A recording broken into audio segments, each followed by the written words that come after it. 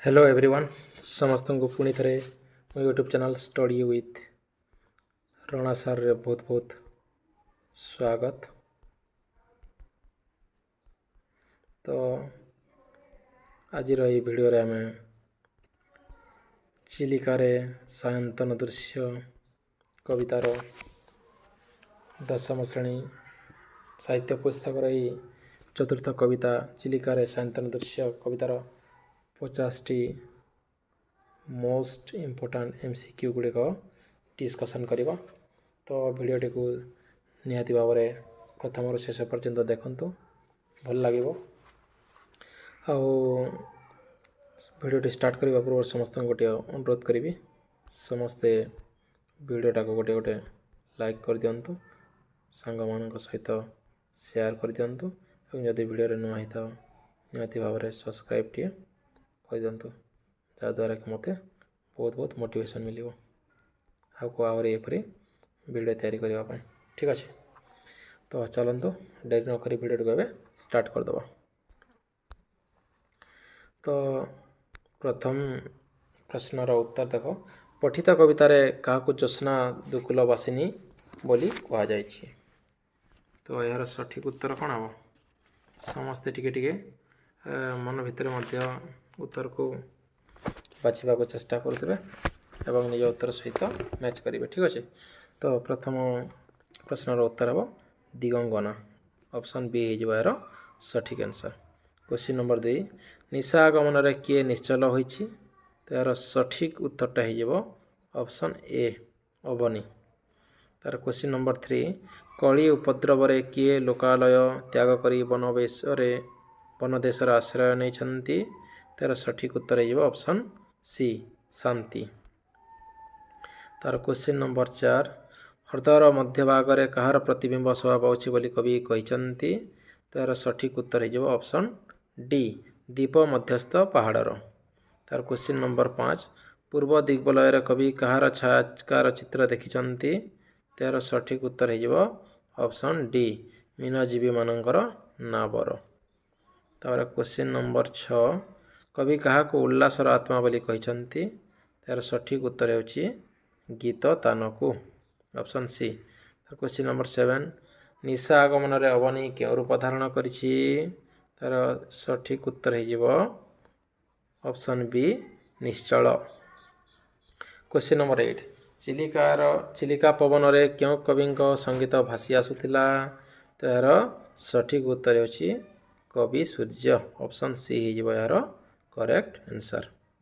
तापर नेक्स्ट प्रश्न question number 9, केउटी स्वभाव कवि गंगाधर मेहर रचना नुहे नुहे कही। तो ठीक कर देखा, तो इंदुमती तो लिखिंट, तपस्विनी अर्घ्यथली लिखिंट किंतु पद्ममाली लिखि ना, तो ऑप्शन बी हो यार करेक्ट उत्तर। क्वेश्चन नंबर 10, भालेरी पर्वत चिड़िकार क्यों दिगरे अवस्थित, तो यार सठिक उत्तर हो ऑप्शन ए पूर्व दिगरे अवस्थित। तार क्वेश्चन नंबर 11, चिलिकार शांतन दृश्य कवितार कवि किए, यह तो बहुत सरल पिला माने, तो यार सठिक उत्तर कौन किए कह ऑप्शन ए राधानाथ राय। तार क्वेश्चन नंबर 12, राधानाथ राय क्यों कवि रूपे परिचित, तो तार सठिक उत्तरटा होछि ऑप्शन ए कवि बर भाव से परिचित। क्वेश्चन नंबर 13, केउटी कविंकर गोटे अनुदित कृति अटे, क्योंटा लिखिंट एठारे। ठीक अच्छे, तो तांकर सठिक उत्तर तुलसी स्तबक ऑप्शन ए हो यार करेक्ट आंसर। तार क्वेश्चन नंबर 14, राधानाथ राय क्यों पदवी रे कार्य करथिले, तो यार सठिक उत्तरटा हो ऑप्शन सी इंस्पेक्टर भाव में कार्यरत थिले। क्वेश्चन नंबर 15, कवि जन्मित ग्रामर नाम कौन, तो यार सठिक उत्तर हो Kedarpur option B. Question number 16, कवि द्वारा संस्कृत रे रचित भारत गीतिकार नाम हैला, तो कोटा, तो ऑप्शन ए सर्वेशां नो जननी। तापर क्वेश्चन नंबर 17, कविंकर गोटे गौरवाह कृतिर नाम कह, तो यार उत्तर हो ऑप्शन सी महाजात्रा। तो क्वेश्चन नंबर 18 उक्त कविताटी तांकर क्यों कविता पुस्तकରୁ ଆନିତ तो यार सठिक उत्तर हो चिलिका ऑप्शन बी। तार क्वेश्चन नंबर 19 कवितार चिलिकार क्यों दृश्यर वर्णना कराई संध्याकालीन ऑप्शन ए हो यार सठिक उत्तर। तार क्वेश्चन नंबर 20 भालेरी शिखरे संध्या तारा देखी आसंती पट्टिका मोहल्ला सेठिकी पदरे कवि क्यों मानक उल्लसित हबार देखिछंती तो यार सठिक उत्तरटा कौन हम ऑप्शन डी मत्स्यजीवी मानक देखिछंती। क्वेश्चन नंबर 21 समुद्र मुहाणरू मत्स्य धरी फेरिला बेले मत्स्यजीवी मानक मनरे क्यों भावना थिला गृह चिंता ऑप्शन सी हो यार सठिक उत्तरटा। तार क्वेश्चन नंबर 22 महा उल्लासरे मीनजीवी माने कौन टेकी आसंती ना ऑप्शन ए पट्टिका टेकी आसंती ठीक अच्छे। तार क्वेश्चन नंबर 23 चिलिकार पूर्व दिगरे कौन दृश्यमान होतिला तार सठिक उत्तर हो नौकामान दृश्यमान होतिला। क्वेश्चन नंबर 24 मत्स्यजीवी माने क्यों पर्वत चूड़ारे संध्या तारा देखिथिले तो यार सठिक उत्तरटा कौन हम भालेरी पर्वत ऑप्शन डी। तार क्वेश्चन नंबर 25 बहुत दूर मत्स्यजीवी मानकर नौका गुड़िक क्यों बोली दिशुला तो यार सठिक उत्तर हो छायाचित्र भली देखा जाउथिला।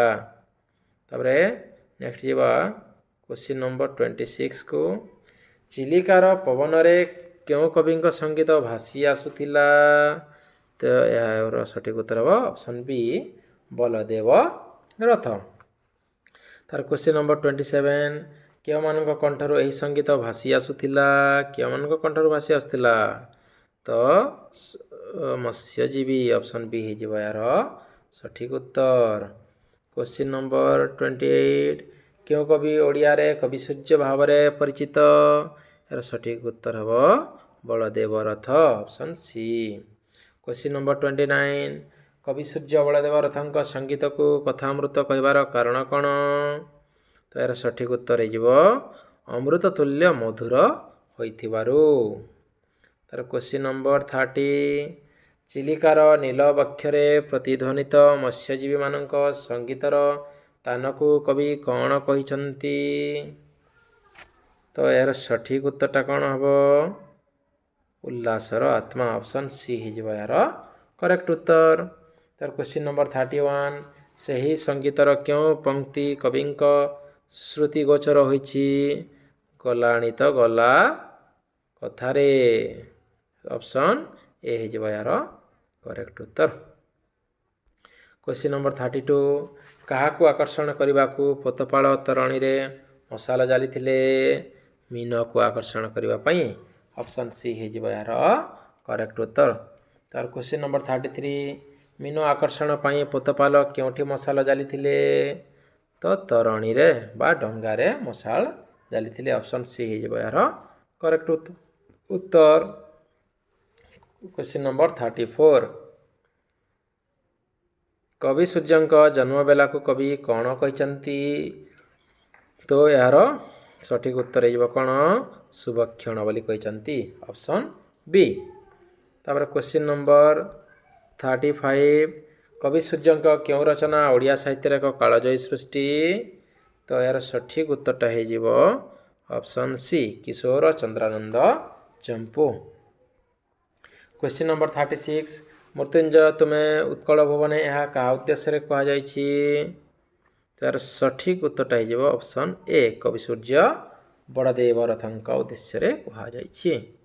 तो क्वेश्चन नंबर 37 धीवर डंगारे कौन जाली देलाणी तार सठिक उत्तर हम ऑप्शन बी मशाल जाली देलाणी। तार क्वेश्चन नंबर 38 किए डंगारे मशाल जाली थाए तो यार सठिक उत्तरटा हो धीवर ऑप्शन सी हो यार करेक्ट उत्तर। तापरे प्रश्न नंबर 39 नौका गर्भ को क्यों माने प्राण देवे तो यहाँ सठिक उत्तर हम ऑप्शन डी मीन माने प्राण देवे। तार क्वेश्चन नंबर 40 तरणी रे जलुथिबा मशाल को कवि कौन कहते तो 40 ରହିଯିବ ଅପସନ୍ ଏ ପାପ ମୂର୍ତ୍ତି କହିଛନ୍ତି। ତାପରେ କ୍ୱେଶ୍ଚିନ୍ ନମ୍ବର 41 ମାତ୍ର ଯଶ ଦେହେ ତୁମ୍ଭେ ଆୟୁଷ୍ମାନ ଏହି ଉକ୍ତିଟି କବି କାହା ଉଦ୍ଦେଶ୍ୟରେ କହିଛନ୍ତି? ତାର ସଠିକ୍ ଉତ୍ତର ହେଇଯିବ ବଳଦେବ ରଥଙ୍କ ଉଦ୍ଦେଶ୍ୟରେ କହିଛନ୍ତି ଅପସନ୍ ଡି। ତାପରେ କ୍ୱେଶ୍ଚିନ୍ ନମ୍ବର 42 ଡଙ୍ଗାକୁ ଡେଇଁ ପ୍ରାଣ ହାରୁଥିବା ମୀନ ସହିତ କବି କାହାକୁ ତୁଳନା କରିଛନ୍ତି? ଅଜ୍ଞାନମାନଙ୍କୁ ଅପସନ୍ ବି ହେଇଯିବ ଏହାର ସଠିକ୍ ଉତ୍ତର।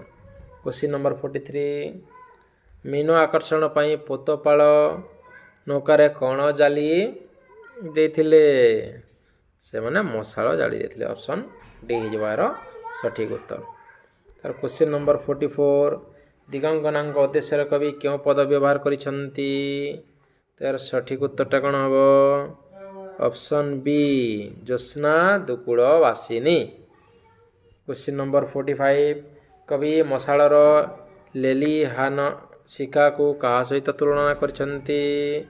ତ 45ର ଅପସନ୍ ଏ ପାପ ପୂର୍ଣ୍ଣ ଆବର୍ତ୍ତ ଅପସନ୍ ଏ ହେଇଯିବାର ସଠିକ୍ ଉତ୍ତର। କ୍ୱେଶ୍ଚିନ୍ ନମ୍ବର 46 ପାପ କେଉଁ ରୂପ ଧାରଣ କରି ଅଜ୍ଞାନ ମନୁଷ୍ୟକୁ ଆକର୍ଷିତ କରେ? ତାର ସଠିକ୍ ଉତ୍ତର ହେଇଯିବ ଅପସନ୍ ସି ରମଣୀୟ। ତାର କ୍ୱେଶ୍ଚିନ୍ ନମ୍ବର 47 କବି ସୂର୍ଯ୍ୟଙ୍କ ସଙ୍ଗୀତ କବିଙ୍କୁ କେଉଁ ଜଗତକୁ ନେଇଯାଇଛି? ତ ଏହାର ସଠିକ୍ ଉତ୍ତର ହେଉଛି ଅପସନ୍ ଏ ଅତୀନ୍ଦ୍ରିୟ ଜଗତକୁ ନେଇଯାଇଛି। ତାର କ୍ୱେଶ୍ଚିନ୍ ନମ୍ବର 48 କବିଙ୍କ ଦ୍ୱାରା ପ୍ରୟୋଗ କରାଯାଇଥିବା ଦୁକୁଳର ଅର୍ଥ କ'ଣ? ତ ଏହାର ସଠିକ୍ ଉତ୍ତରଟା ହେବ ପାଟଳୁଗା ଅପସନ୍ ସି ହେଇଯିବ ଏହାର ସଠିକ୍ ଉତ୍ତର। ତାର କ୍ୱେଶ୍ଚିନ୍ ନମ୍ବର 49 ଦିଗଙ୍ଗନା କ'ଣ ପରିଧାନ କରିଛନ୍ତି? 49ର ଉତ୍ତର ହେଇଯିବ ଅପସନ୍ ବି ଜ୍ୟୋତ୍ସ୍ନା ରୂପକ ପାଟ ବସ୍ତ୍ର ପରିଧାନ କରିଛନ୍ତି। ତାପରେ ଶେଷ ପ୍ରଶ୍ନ ଆଜିର ଏହି ଭିଡ଼ିଓର ଶେଷ ପ୍ରଶ୍ନ ଆସିଯାଇଛି ପିଲାମାନେ।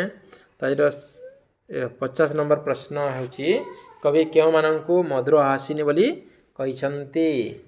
ତ ଏହାର ସଠିକ୍ ଉତ୍ତରଟା ହେଇଯିବ ଅପସନ୍ ଡି ଦିଗଙ୍ଗନାମାନଙ୍କୁ କହିଛନ୍ତି। ତ ଠିକ୍ ଅଛି ସମସ୍ତଙ୍କୁ ବହୁତ ବହୁତ ଧନ୍ୟବାଦ ଯେହେତୁ ଆପଣମାନେ ଏତେ ସମୟ ଧରି ଭିଡ଼ିଓଟିକୁ ଦେଖିଲେ।